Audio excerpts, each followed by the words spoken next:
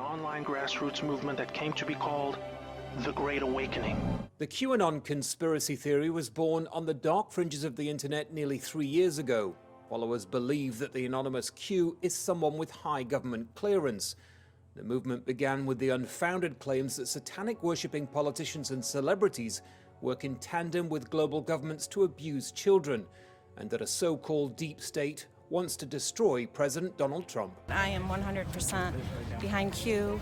He's working for the president, he's working for our country. The rallying call of "We Are Q" was then heard at Trump rallies, and even the president himself seemed to embrace a movement the FBI has called a potential domestic terror threat.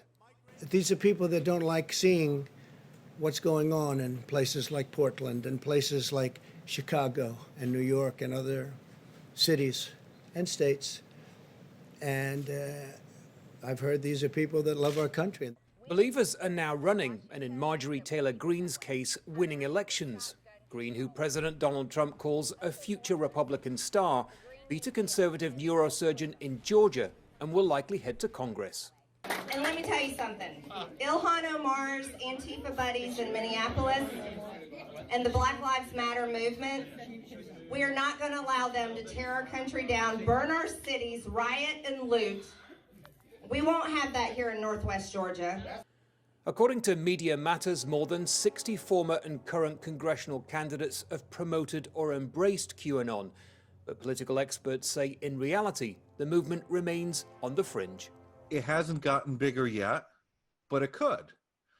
But with that said, I think people are more resistant to these sorts of ideas than sometimes we give them credit for. And at the same time, conspiracy theories are just a part of the human experience, and this is really nothing new. I'm Lauren Boebert. Those candidates that did well while embracing bizarre conspiracy theories have since distanced themselves. In some cases, the Republican Party has subtly aligned themselves with the QAnon movement, and the president has retweeted QAnon followers at least 200 times. They're even gaining followers outside the US.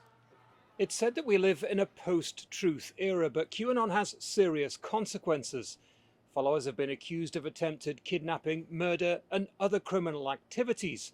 It may have started as a fringe cult-like belief system, but following the president's comments and several victories in elections, they may feel more emboldened than ever. Andy Gallagher, Al Jazeera, Miami, Florida.